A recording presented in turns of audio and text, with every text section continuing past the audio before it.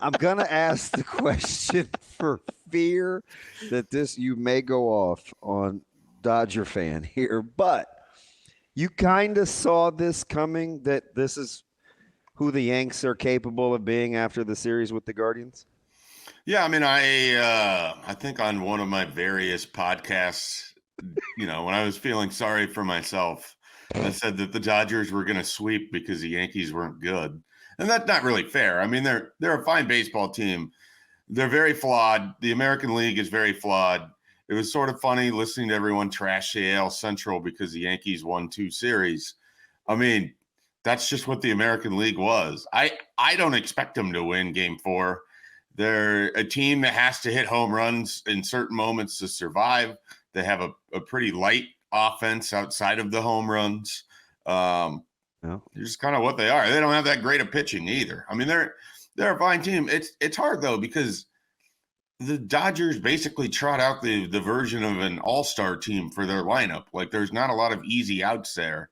The one way that you could get them is their pitching isn't that good, but it's been good enough in October. And so the only team that's really given them any problems was the Padres.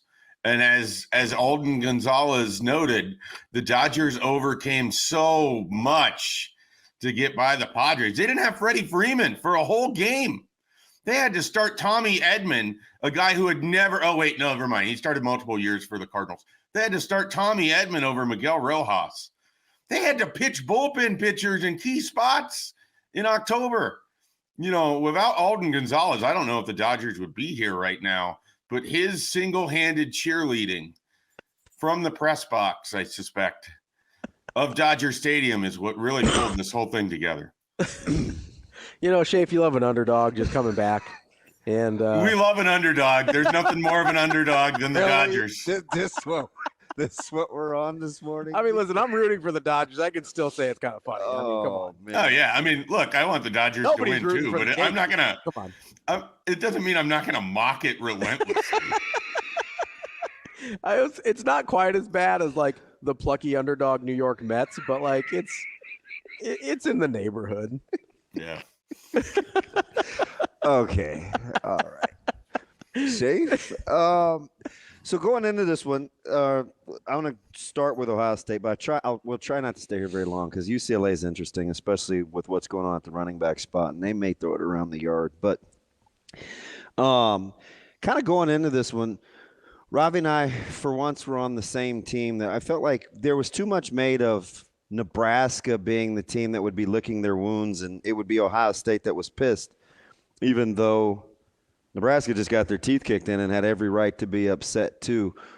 Were you surprised as that game unfolded that the emotion seemed to play out the way they did, or was it more the execution seemed to play the way that it did, or the emotions that led to the execution seemed to play out the way it did between the two teams? It's tough because if that game, like, so much of that game and how you feel about how Nebraska played against Ohio State is directly related to how you felt watching them get smashed by Indiana. Like, it's impossible to separate those two.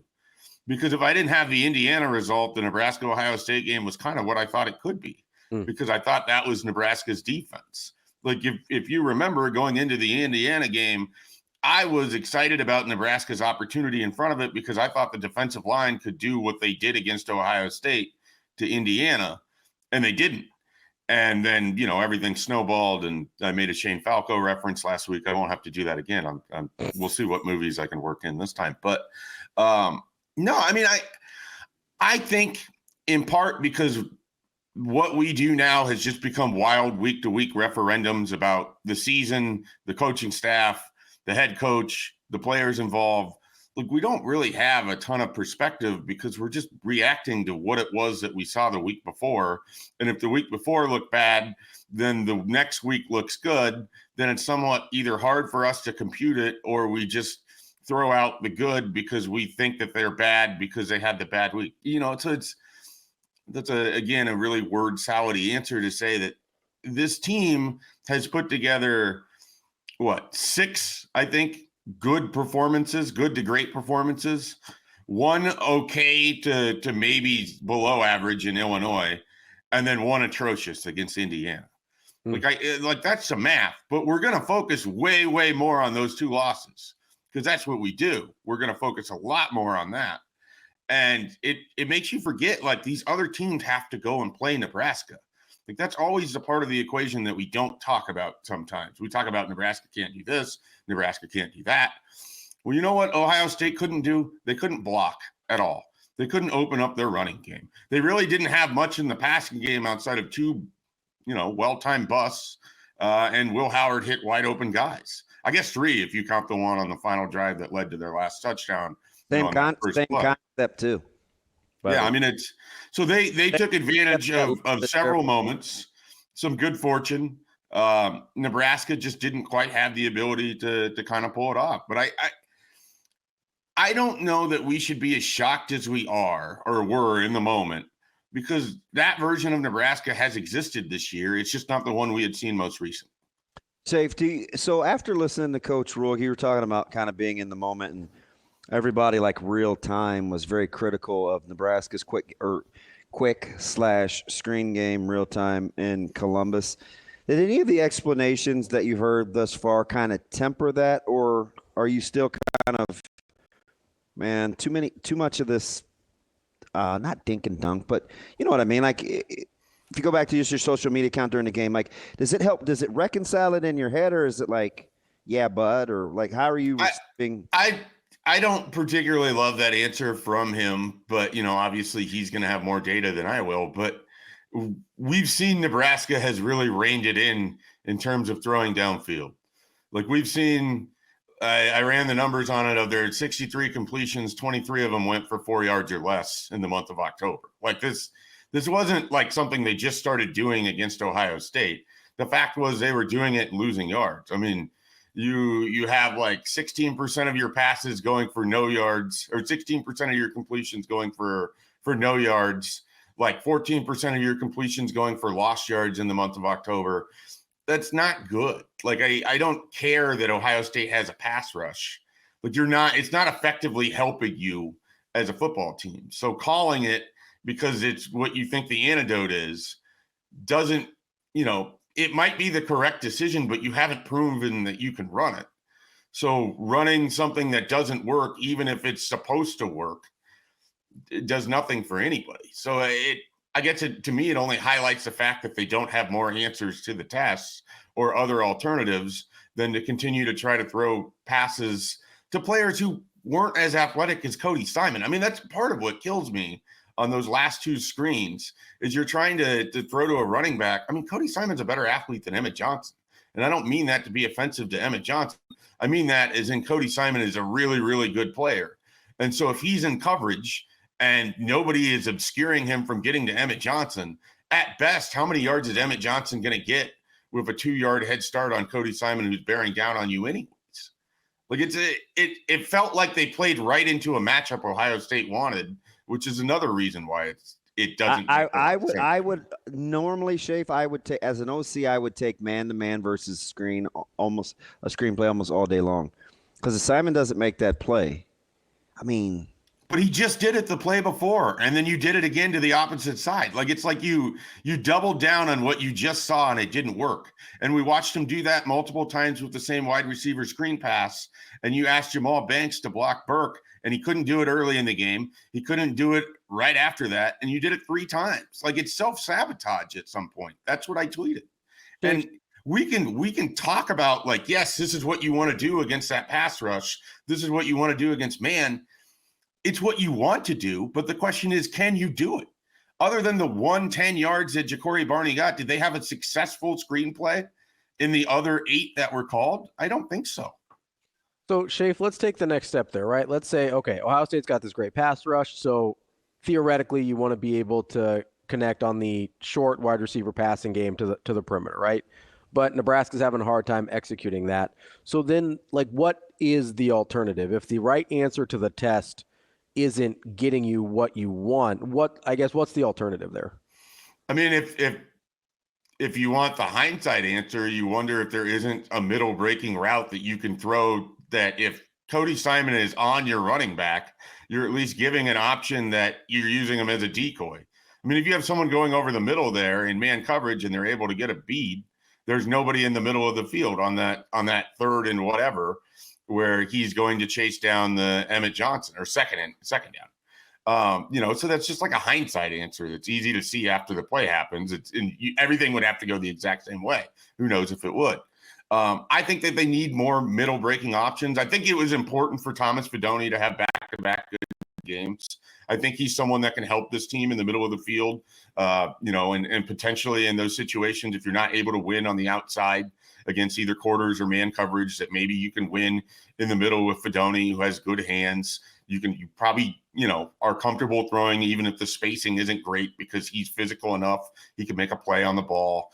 Some of that comes down to, is Dylan comfortable doing it? I mean, the other part of this whole conversation is, are they running some of these higher percentage throws, lower depth targets because your quarterback between the ears is struggling right now, or physically he's struggling right now? We don't have the answers to that, and I don't expect them to just come out and say that either. But I wonder if some of the change in the offense is that they're seeing at practice that he's not driving the ball down the field, that he's checking down. So they're trying to work with what they can with him. I don't know if that's the case. I'm just throwing that out there. Hey, so Schaefer, as we kind of fast forward to UCLA, I think that running back situation health-wise is not strong. UCLA could potentially want to throw it around the yard. Do you like kind of the matchup based on what you've heard Coach Rule say about what they want to do with the secondary, how it's played, how the defense is kind of ramping up? Do you like the potential matchup at least as much as you can on a Tuesday? For Nebraska's defense against UCLA's offense, I love that it's largely one-dimensional. I mean, I think that Nebraska, when they've been most successful this year, have done the best when they take a team's running game away and say, okay, try to throw it all over the yard now, and we don't have to worry about the running back. I mean, teams haven't had success doing that. The teams that have been the most balanced, Indiana and Illinois, have made the defense look the worst. Nobody else has really been balanced. Rutgers was really run heavy for a quarter, and then Nebraska took away the cutback lanes, and then that was all she wrote for their running game. And so then they had to throw for most of the day, and that didn't go very well for them. I mean, Purdue wasn't balanced in any meaningful way because Nebraska took the running back game out of it. Ohio State couldn't really run the ball. Their most successful run was probably the Will Howard sneak, other than one cutback that they had from Judkins when Hartzog overran it. So when Nebraska plays kind of more one-dimensional offenses, and particularly ones that are pass reliant, they've looked pretty good defensively this year. I think playing at home, I think the crowd is going to be really good on Saturday. I do too. I think that's kind of the sneaky X factor. Yeah. I think the crowd I think it's going to be a good environment Saturday. Is ready to be all in. Yep. Well, and people, people want to root for this team. I think we get in the mindset that people look for reasons to be unhappy with Nebraska, but I think it's more they want reasons to feel good about Nebraska. And going toe-to-toe with Ohio State, and yes, they didn't win. Yes, they've been close before. But that, at least as a fan, who has a ticket, that gives you a reason to show up on Saturday with some excitement and not think that it's going to be November 2023. Because what happened last year has no effect for what's going to happen this year. And Nebraska has the ability on Saturday to end all of those conversations against a team that it can beat if it goes and it plays well. And it's on the coaching staff and the players to make sure that happens. Schaefer, this is a weird question, but just hearing you give that last answer sort of got the wheels turning a little bit. Do you think the tenor of the fan base would be different if you flopped the Indiana and Ohio State scores? Like if Nebraska lost close to Indiana but then got blown out by Ohio State? Yeah. No, because then I think you'd still have to go through the week of you're not anywhere close to where you want to be. Indiana's winning when you're not winning. It shouldn't take this long to see progress. Where's the development that we've been told about? They say one thing and do another. I mean, these are all the answers that you're seeing on the message board, on Twitter, everywhere. You rattled that off just way too easy. Hey, man, I celebrated my 13th anniversary of working for a company that, has a message board that I help run and moderate. So I am well-versed in what it sounds like and looks like when Nebraska loses and when a coach hasn't, inspired the fan base by what are we game 20? Yeah, 20 games into the Matt Rule era. They're 10-10, I think, if my math is right. Congrats on the anniversary. Yeah, thank you. 13 years of people putting up with this. So relative. Oh, Schaefer, shoot. so you kind of brought up the one-dimensionality of UCLA and how you like Nebraska when they face those types of teams. Am I crazy to think that that's why I think that's why they're going to beat USC too? I think they sweep the California teams kind of because of that exact same thing you're talking about. I look at Colorado as not that much different, or I look at USC as not that much different than Colorado. I think USC wants to run it more with Woody Marks than Colorado generally does. Marks is pretty good. I don't think USC has the athletes at wide receiver that Colorado does. And for whatever we want to say about Shedeur Sanders, I still think he's the best quarterback in college Better than football. Miller Moss, yeah. Oh yeah. Yeah. And so, if I have to pick between watching Miller Moss throw it down the sidelines and Shedeur Sanders, if I'm a Nebraska defender, I feel a lot better if it's Miller Moss. So, and then there's no Travis Hunter, there's no Jimmy. So it's just I think that the danger with USC is that it's on the road. I just don't know that we've seen Nebraska play under Matt Rule. We still haven't seen him play a great road game. The closest is probably Ohio State, where you only had the one turnover and it came on a 3rd and 19 where you had to push the ball down the field and you just didn't see the guy. So you think that SC collectively as a whole has not as good a wide receivers as Colorado? I don't think they're as good, but I mean, some of that is just a Travis Hunter effect. Guys, this is how far I am on the Travis Hunter effect. It would be stunning to me if anyone voted for anyone other than Travis Hunter to win the Heisman right now. That's where I'm at. And there are some great performances out there, but that guy is the single best player in college football. He's playing two ways. He's already having a better season to this point than he had all of last year. He's doing it at a high level on both sides of the ball. Nobody else is doing that. He's probably got to get to like 9 wins though, right? I mean, are we sure Colorado can't rip off wins in November? I'm not saying they can't. I'm not saying they can't. No, they probably have to, RG3 won it at 8-4. That's kind of the barometer. You got to get to at least 8, I think 9. If they're 10-2 and Travis Hunter has 1,000 yards receiving, there's no way that guy isn't walking off with the Heisman. Interesting. Hey, so that's a very weird answer about USC's wide receiver. I brought Colorado, so that's my fault. That's okay. Schaefer, let me ask you something. When you look at the point spread in Vegas, considering what's happening, and I clearly was bet down from the open, which is fine. It is what it is, with public money. Does the line seem right to you when you're talking about how you think the game is going to go? Where are we at? Is it 8.5, 7.5? I've got it at 6.5. Okay, yeah. I mean, I was kind of more fine with it at the 9.5. Yeah. I mean, I don't think this is a good UCLA team. Nebraska has covered 6 of the 8 games this year. They, the 2 games that they got blown out by Indiana and they lost to Illinois. Otherwise, they've covered everything else. I think Nebraska has the ability to keep points low for UCLA. And if you make Ethan Garbers, who has multiple interceptions, throw interceptions, you have an opportunity to set up short field position. And if what we saw on Saturday with your kicking game is a real thing, Nebraska has not had an issue getting the ball on the other side of the field. They have had an issue finishing with points. We talk about their offense as if, the scoring and if last year and this year are the same. And I don't really think that's true, because I feel like where Nebraska is failing this year is they're not finishing drives inside the 40. Last year, it felt like they couldn't get drives going, in the month of November. So and certainly couldn't hold on to the ball. So I think if you have confidence that John Hull is the guy that he was in Columbus, I think that's a bigger boost than we probably are giving this team credit for. Because if you're talking about maybe adding an additional 3, in some cases, maybe even 6 points a game, if you're actually able to make these field goals, that is a huge boost to a team where if your offense can get you, again, we talk about it. If your offense can get you 24 points, you're going to win most of your Big Ten games. And I think if they can get 24 points in the month of November, they're going to win 3 of those 4 games. Schaefer, last thing here from me. Could I make the argument to you that UCLA, despite their record, is better than they seem? I mean, you look at their losses. It's Indiana, at LSU, Oregon, and Penn State. Those are 4 top 10 teams. when we're looking at today? Like, can I make the argument that they're not as bad as the record? You can definitely make that argument. I mean, they're not. It's not like they're bereft of talent or anything like that. I just don't know that they have.